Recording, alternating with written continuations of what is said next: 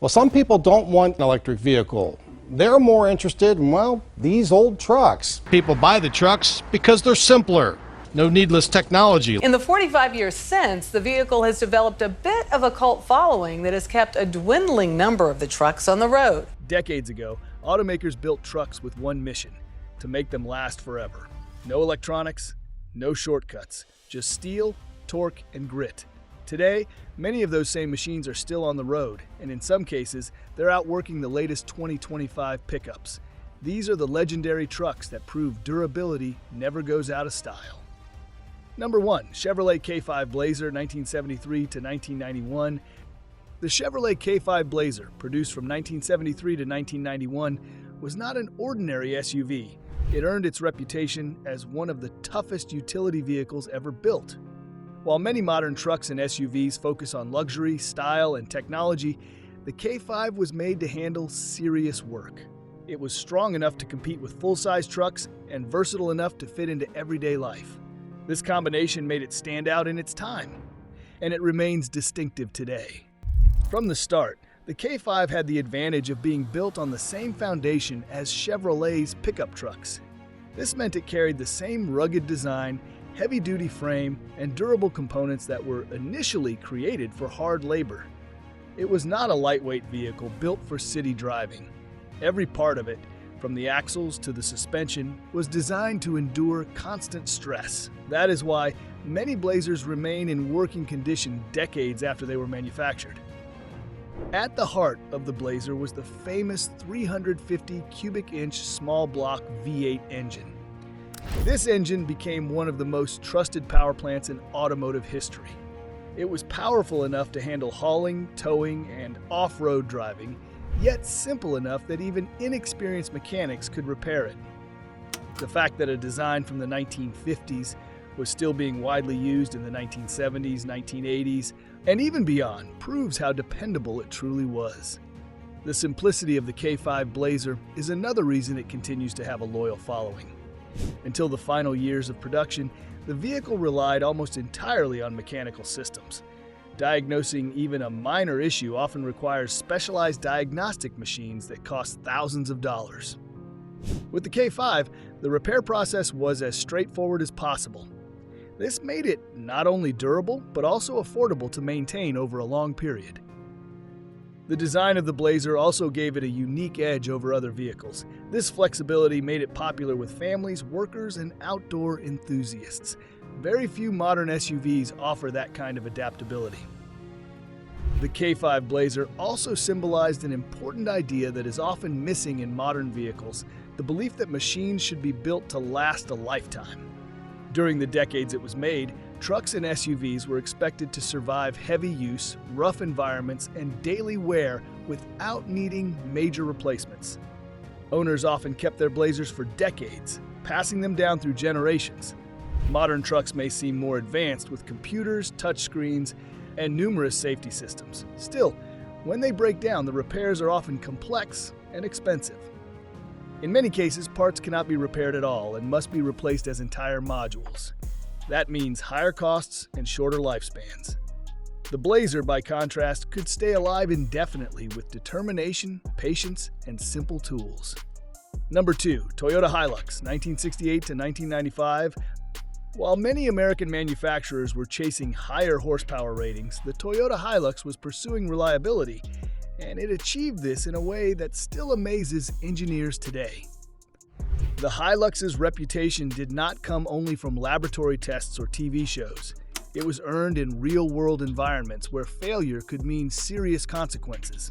Mounted with weapons, these trucks became known as technicals, and they earned that nickname due to their nearly indestructible nature.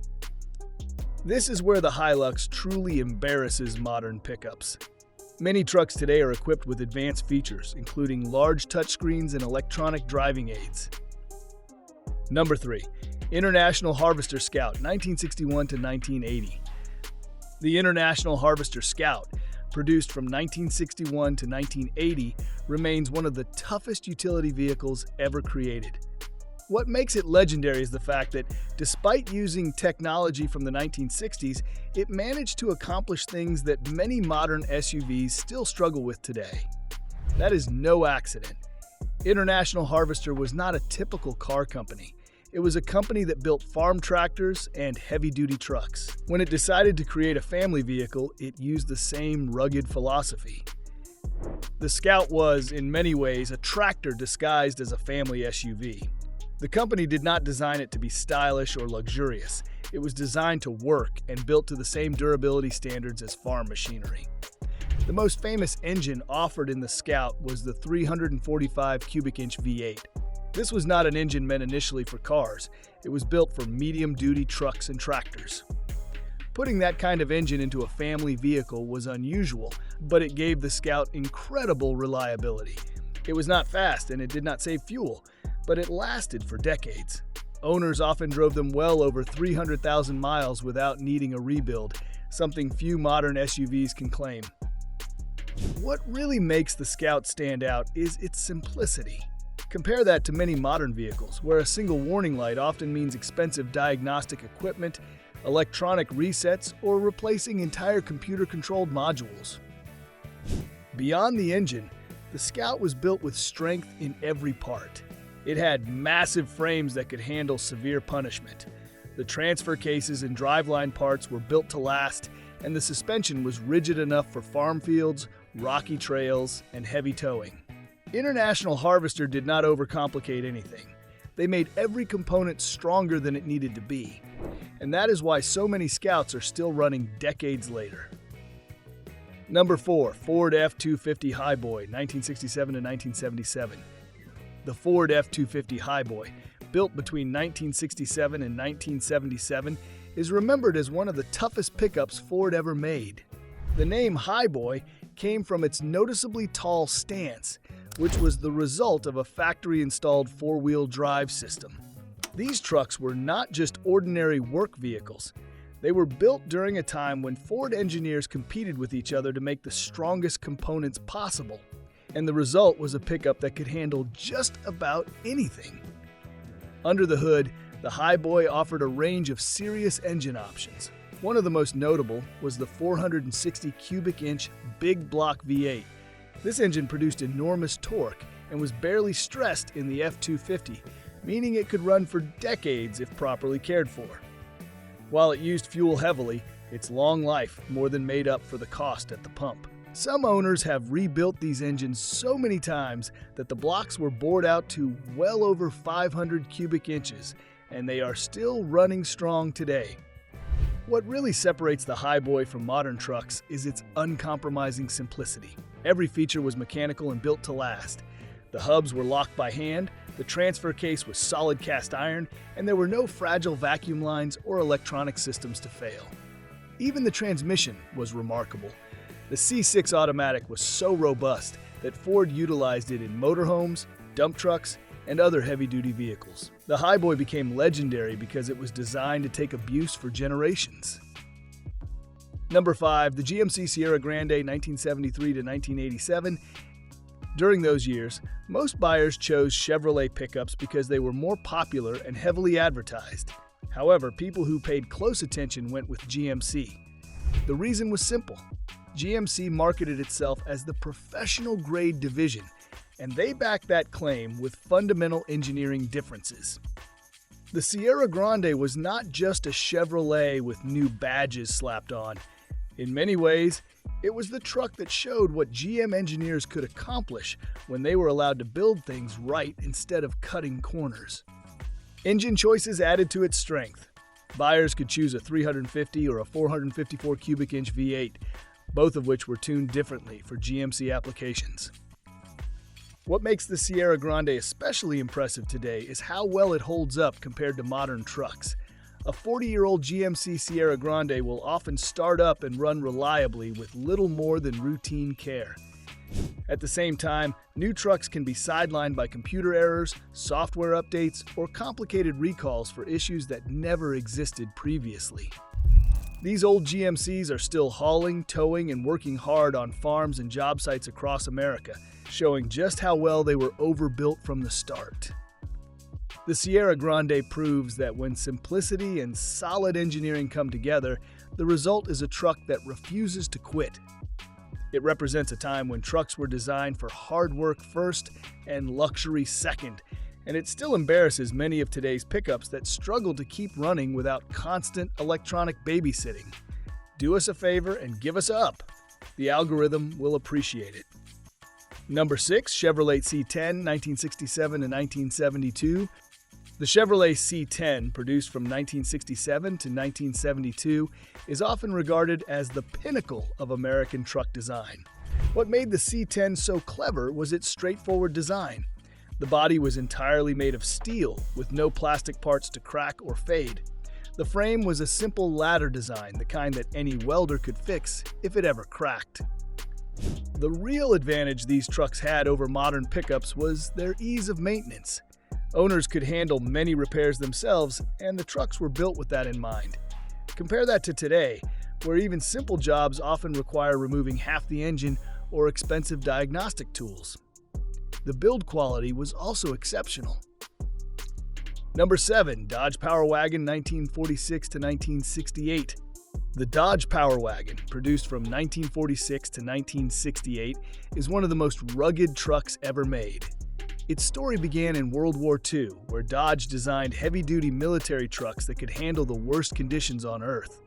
After the war, Dodge took that proven design, gave it a fresh coat of paint, and sold it to farmers and workers. What buyers got was not just a truck, but a piece of military-grade machinery built to survive situations far harsher than any civilian would ever face. The Power Wagon was heavily overbuilt for everyday use. Its frame rails were massive, far stronger than they needed to be. The axles were so rigid that they could handle nearly double the weight they would ever carry on a farm. The transfer case was made of solid cast iron, a type of part that seemed capable of withstanding decades of abuse without wearing out. Everything about the truck carried that military mindset of build it strong enough to never fail. The engine under the hood was a 230 cubic inch flathead 6. On paper, it only produced 94 horsepower, which sounds tiny compared to today's trucks. But this engine was never about power. It was built to be reliable in the most extreme conditions. In the military, it had to start in freezing weather, run on poor quality fuel, and operate for hours at full throttle without breaking down. When used on farms or job sites, the engine was barely being challenged, which is why many of them lasted 200,000 miles or more without major repairs. What really set the Power Wagon apart was the equipment it came with. From the factory, buyers received a 7,300-pound winch mounted to the front bumper. This was in 1946, at a time when most trucks offered very few heavy-duty extras. While modern trucks usually need expensive aftermarket modifications to do serious work, the Power Wagon was ready for anything straight out of the showroom. Number 8, Ford F-Series, 1948 to 1952. The most popular engine of the time was the 239 cubic inch flathead V8, producing approximately 100 horsepower by today's standards, which sounds laughably small, especially when modern pickups easily make 400 or even 500 horsepower. But horsepower was never the point. The flathead V8 had a reputation for being nearly indestructible. Its design was effortless, with no overhead valves and no complicated valve train. It was just a solid block of iron with pistons moving up and down. That simplicity meant there was very little to break, and if something did go wrong, it could be fixed with basic tools. Where these early F-Series trucks fall short of modern pickups is in their construction. Ford was not focused on shaving weight or increasing fuel efficiency. They were focused on strength and durability. The frames were massive ladder-style designs that could take years of hard use. The body panels were made of thick steel, tough enough to shrug off dents that would send modern aluminum-bodied trucks straight to the repair shop.